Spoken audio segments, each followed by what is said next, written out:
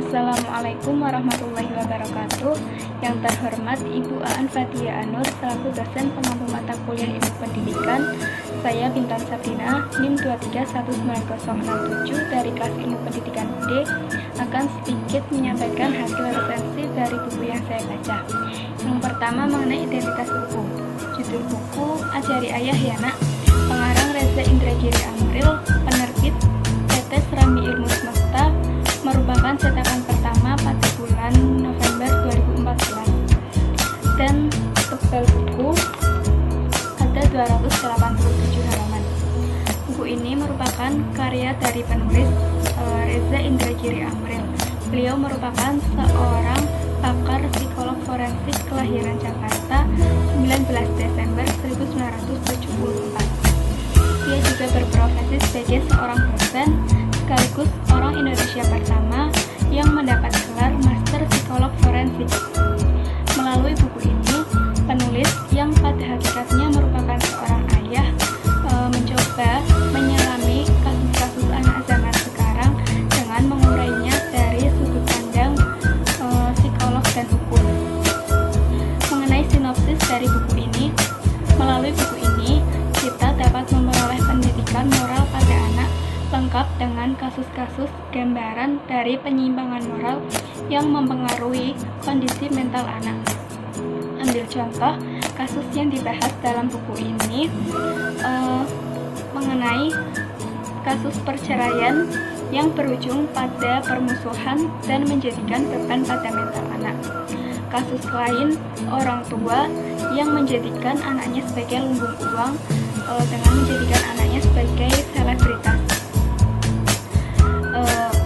Sehingga muncul asumsi tanpa harus sekolah tinggi-tinggi, toh peluang kesuksesan para selebritas tetap ada di depan mata. Ada juga dampak dari penyalahgunaan media sosial yang berakibat pada lingkaran pertemanan yang salah pada anak. Melalui media sosial seperti FB misalnya, kita dapat menjalin pertemanan dengan siapapun di seluruh dunia. Tak ayal hal ini juga bisa dimanfaatkan oleh oknum nakal untuk melakukan kejahatan. Dan sasaran mereka adalah remaja yang mudah sekali untuk dibodohi sehingga terjebak oleh rayuan cinta buta.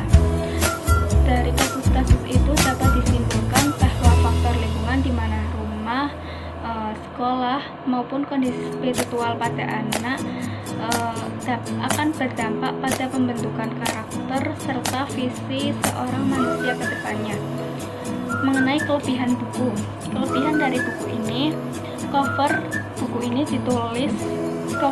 ini didesain dengan sampul berwarna lembut biru langit, juga mendapat pujian dari seorang tokoh pendidikan dan pemerhati anak, Kak Seto. Selain itu,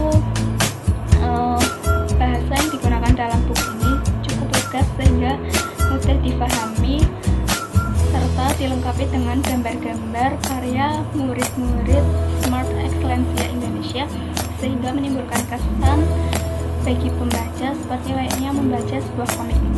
Mengenai kelemahan dari buku ini, tak banyak kelemahan dari buku ini,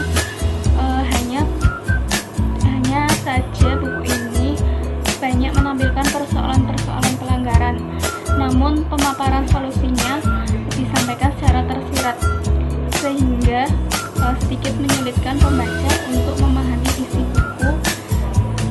isi dari buku yang ingin disampaikan oleh penulis, yang kadang